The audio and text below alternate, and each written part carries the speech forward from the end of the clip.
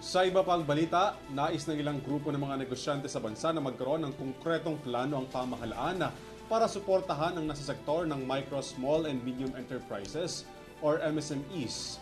Bukod pa dito, suportado rin ng grupo ang Maharlika Investment Fund Act na magiging epektibo ang implementing rules and regulations sa September 12. Tunghayan ang detalye sa aking report.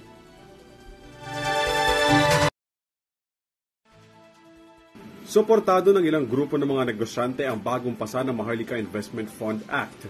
Ang implementing rules and regulation ng Republic Act No. 11954 ay isinapubliko na ng Bureau of Treasury noong August 28. Nakatakdang ipatupad ang IRR ng MIF sa September 12. Let's try to make the best of it because whether we like it or not, sabay-sabay tayo nakasakay dyan, it can do a lot for the country if it is successful.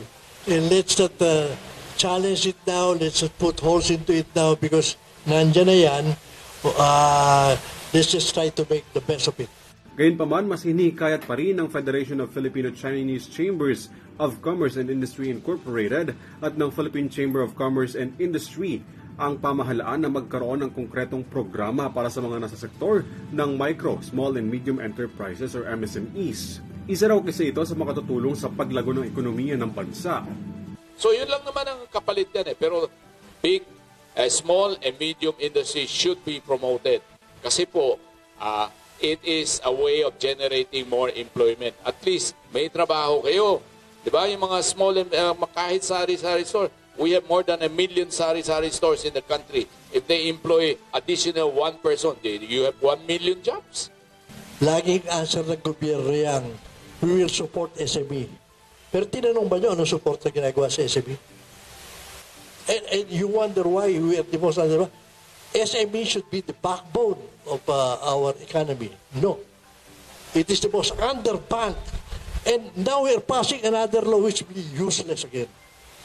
Kung ang mga malalaking organisasyon ng negosyante ang tatanungin, malaki daw ang epekto ng territorial claim sa pagitan ng China at ng Pilipinas sa West Philippine Sea dahil malaki daw ang bilang ng mga Chinese investors sa bansa ang umatras, bagay na makakatutulong daw sana sa paglago ng ekonomiya ng ating bansa. Bagamat hindi didetalye ng PCCI kung ilang porsyento ang mga nag-backout na investors, malaki pa rin daw ang epekto nito sa sektor ng ekonomiya ng bansa. I think the government should do better communication with the Chinese, no?